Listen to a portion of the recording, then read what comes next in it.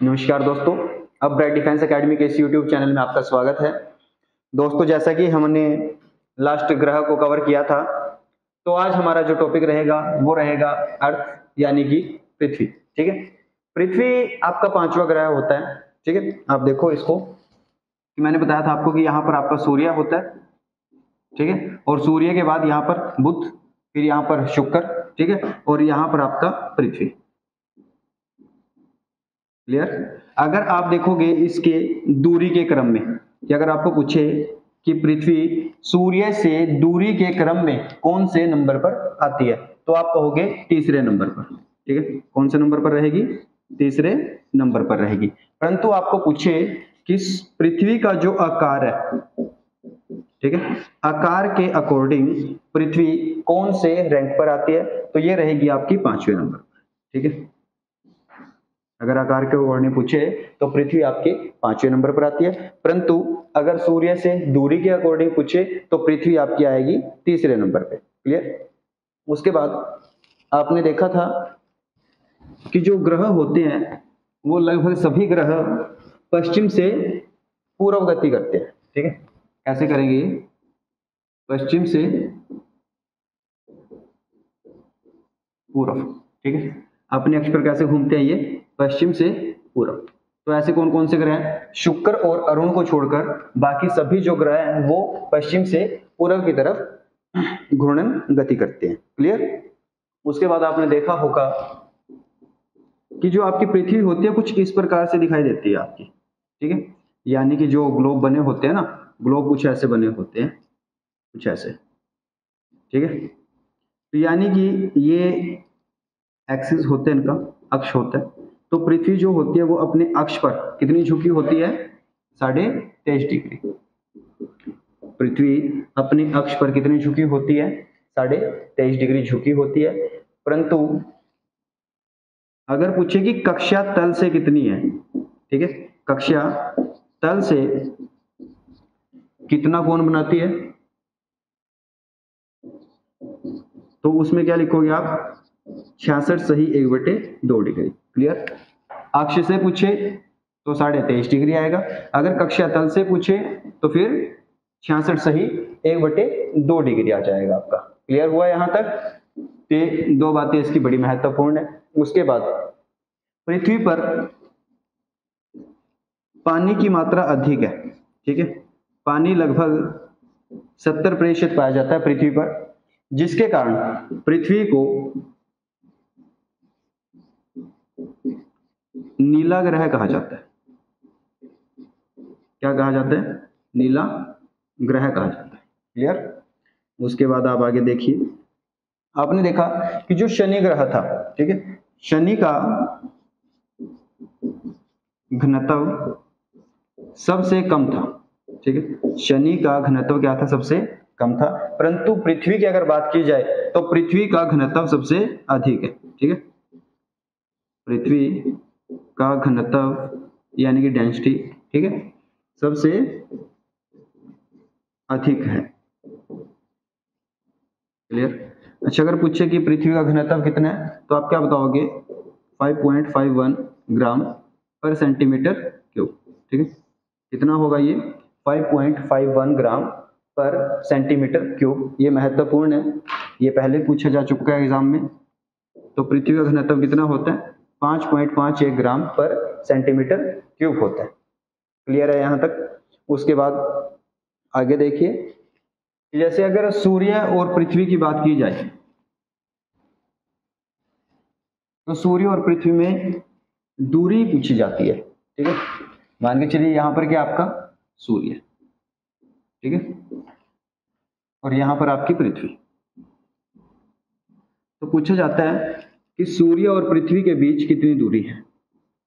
तो इसका आंसर क्या रहेगा आपका? 14.98 करोड़ किलोमीटर। कितना रहेगा? 14.98 करोड़ किलोमीटर। क्लियर। अब आपने देखा कि अगर यहां पर ये सूर्य है और यहां पर ये पृथ्वी, क्लियर, तो पृथ्वी क्या करेगी? इस प्रकार से सूर्य की परिक्रमा करेगी, दीर्घवृत्ताकार वलय बनाएगी एक तरह से। ठीक है, यानी कि यहाँ पे तो इसकी दूरी सबसे ज्यादा हो जाती है, और जब इस साइड से आएगी तो यहां पर पृथ्वी क्या करेगी, न्यूनतम दूरी बनाएगी। ठीक है, तो पूछा जाता है कि सूर्य और पृथ्वी की अधिकतम दूरी कितनी होती है और न्यूनतम दूरी कितनी होती है। अगर नॉर्मल पूछे एवरेज तो कितना आएगा, 14.98 करोड़ किलोमीटर। परंतु अगर पूछे अधिकतम दूरी, ठीक है, तो अधिकतम दूरी जो होगी सूर्य और पृथ्वी के बीच की, ये रहेगी आपकी 15.21 करोड़ किलोमीटर। कितनी रहेगी, 15.21 करोड़ किलोमीटर। क्लियर। अगर पूछे न्यूनतम दूरी तो न्यूनतम में कितना रहेगा, 14.70 करोड़ किलोमीटर। कितना रहेगा, 14.70 करोड़ किलोमीटर। ये न्यूनतम दूरी है, इससे कम दूरी और नहीं हो सकती और इससे ज्यादा दूर पृथ्वी सूर्य से नहीं जा सकती। अच्छा, इन दोनों को अलग अलग नाम भी दिया जाता है। ठीक है, जब अधिकतम दूरी होती है इस कंडीशन को कहा जाता है अपसोर। क्या कहेंगे, अपसोर। ठीक है, और न्यूनतम दूरी की कंडीशन को क्या कहा जाता है, उपसोर। क्या कहा जाता है, उपसोर। ठीक है, यानी कि पेरिहेलियन, और इसको क्या कहेंगे, एपहेलियन। ठीक है जी। अब दूसरी बात ये पूछता है इसमें कि जो ये अपसोर और उपसोर वाला दिन होता है कि किस दिन पृथ्वी सूर्य से सबसे ज्यादा दूरी पर होगी और किस दिन सूर्य से न्यूनतम दूरी पर होती है। अगर मैं अधिकतम दूरी की बात करता हूं तो ये तो होती है 4 जुलाई को। कब होगी, 4 जुलाई को। महत्वपूर्ण है दोनों पॉइंट ये। ठीक है, और अगर पूछे कि उपसोर कब, यानी कि न्यूनतम दूरी कब होती है, तो ये रहेगी 3 जनवरी को। ठीक है, न्यूनतम कब बनेगा, 3 जनवरी को, और अपसोर कब बनेगा आपका, 4 जुलाई को। क्लियर हुआ इतना सा, तो महत्वपूर्ण है ये पॉइंट यहाँ पे। उसके बाद अगर हम बात करें कि जो पृथ्वी होती है उसका आकार होता कैसा है, तो पृथ्वी कुछ इस प्रकार से होती है, यानी कि जो ये ध्रुव होते हैं, पोल होते हैं, ठीक है, यहां से चपटी होती है और ये वाली चीज गोल होती है, ये वाली चीज। ठीक है, यहां से पूरी गोल होती है और यहां से थोड़ी ये चपटी होती है। इसको क्या कहा जाता है, जियोइड। क्या बोलते हैं इसको, जियोइड। तो अगर पूछे आपको कि पृथ्वी का आकार कैसा है तो आप कहोगे जी पृथ्वी जियोइड आकार की है। किस शेप में है पृथ्वी, जियोइड में। इसमें क्या होता है कि किनारों से ये चपटी होती है। अब आप ध्यान से देखोगे अगर इसको, तो यहां से ये वाली जो दूरी होती है, ठीक है, ये मैक्सिमम होगी।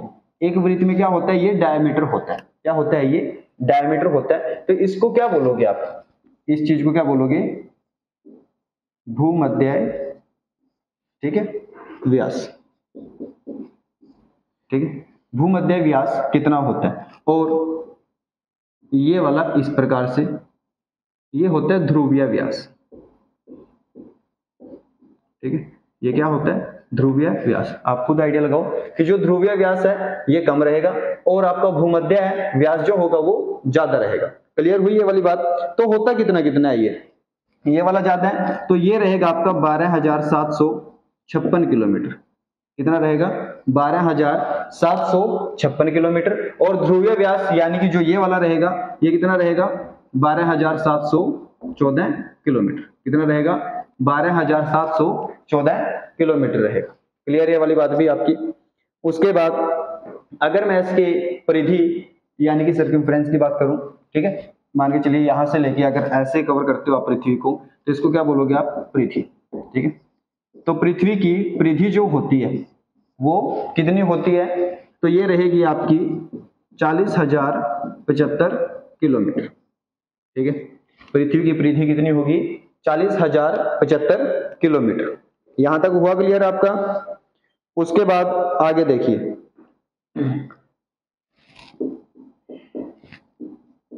अब आपके पास दो गति होती है पृथ्वी की। एक तो होती है घूर्णन गति, ठीक है, और दूसरी होती है परिक्रमण गति। परिक्रमण गति क्या होता है, किसी चीज के चारों तरफ घूमना। ठीक है, इस प्रकार से। और घूर्णन क्या होता है, अपने अक्ष पर घूमना। ठीक है, ये क्या है, मान के चलिए ये है, अगर इसको ऐसे घुमाए तो ये क्या है, घूर्णन।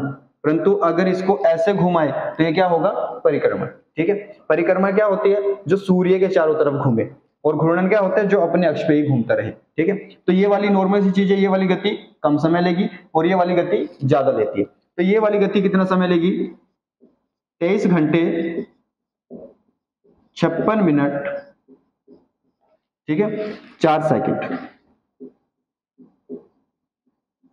कितना रहेगा, 23 घंटे 56 मिनट 4 सेकंड। ये होती है आपकी घूर्णन गति। क्या होगी ये, घूर्णन गति।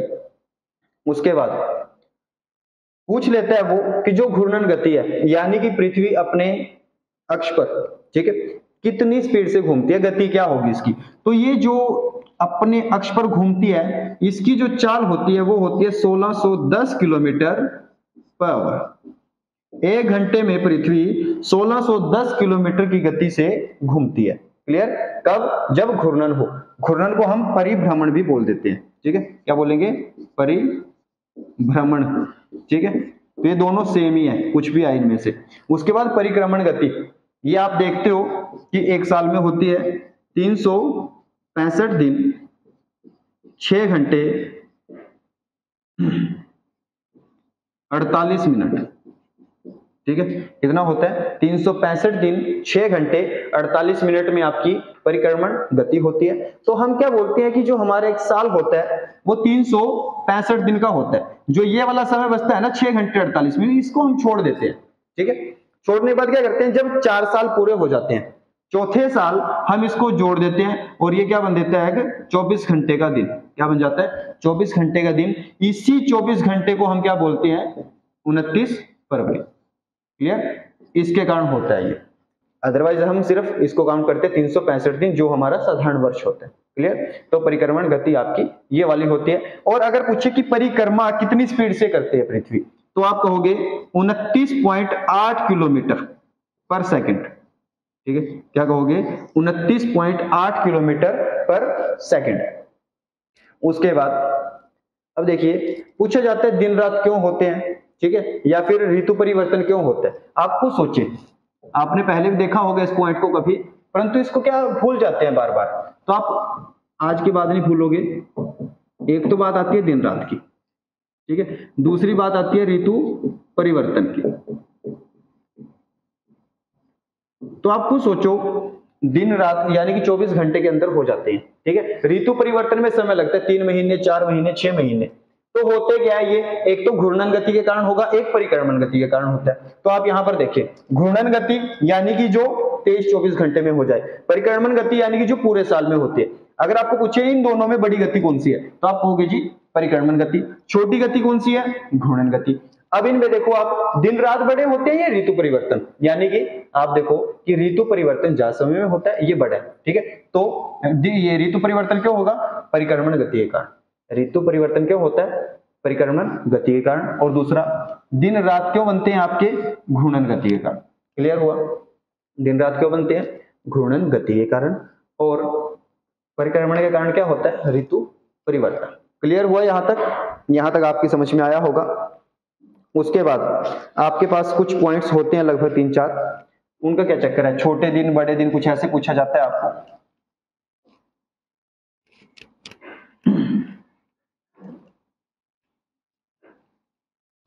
तो आप ध्यान से देखिए कि अगर पूछे कि दिन रात बराबर कब होते हैं, दिन रात बराबर